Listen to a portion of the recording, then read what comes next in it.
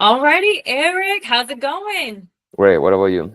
It's going lovely. Thank you for asking. Now, Eric, I know that you and I had a brief moment here to discuss the role in totality, right? The inventory coordinator role. Hmm. So I would love for you to jump on in and tell me a little bit about who you are and your professional experience, please. Okay, absolutely. Okay. My name is Eric Amador, and Mhm. I have been working in construction, and now I'm working in logistics. I learned English from out of the blue. When I moved here, because I used to live in Mexico, then I moved here and I started working as a labor, then carpenter, then rigger, and then I moved to logistics. Uh, That's amazing. Yeah, I have been working 2 years in logistics. Obviously, it's logistics is crazy sometimes because you have to handle drivers and you have to handle brokers. So it's more about, and many of my drivers don't even speak English. So a good part of speak two languages is about I can translate um, for the brokers to the drivers, the drivers to the brokers, That's and right. I for logistics you have to be really an organized person because you have to schedule where the load is getting there, when you there will be empty locations. Um, it's a huge puzzle, but it's fun. Yeah. I like organize all these details. That's right. And all those details matter throughout your day to day, right? I think the key thing to be successful is to be organized. So that's something that you just mentioned. Now, Eric, I have your resume here, and you laid out your professional experience right on the spot. So you worked in construction, you worked as a commercial, as a carpenter, flagger, and then now you were working at a truck dispatcher where you had to communicate with the truck drivers, right? You mentioned you had a transit with the brokers and the truck drivers. So Mhm. you mentioned organization. So as far, because we know I was also a dispatcher once for a Oh, logistics okay. company, and we know that it's very much it's you have to be on top of your stuff, right? It's very Yeah. it's the time you have to manage that because you have to get the orders out or receive them on time. So what was the key thing at that role that maintained your organization on top of your truck drivers to ensure they got the package on time or delivered? I think the main thing is communication. Communication is key because basically sometimes these drivers get tired of answer phone calls of brokers, so they start to answer us as a dispatcher. So we have to have a good communication about what's the plan, what details they have to maintain. Try to maintain a good attitude for everyone because they sometimes can be mean. Yeah. um, and I think that's it. Communication for me is the key. Absolutely. Now, you applied to my inventory coordinator, right? So, Mhm. what is it that piqued your interest about this role? Okay.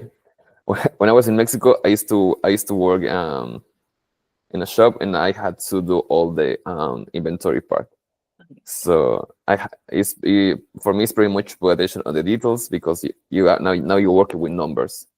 Yeah, So I like that. Work with numbers, work with people, and you have to double or triple check about the information that you are receiving is good to don't have a fail in your on your board. that's right. That's right. Absolutely. And that's the main thing, right? Is the numbers and having to ensure that you have that product or you have that part or you have that tool in stock. Because without that, then the team fails ultimately. So, were you using any kind of tracking system for the shipments or the orders? Or if not, what are some systems you are familiar with using? For tracking, we use MacroPoint, Trucker tools. For Flockflate, we use P44, and there is another tracking. I forget the name of this one.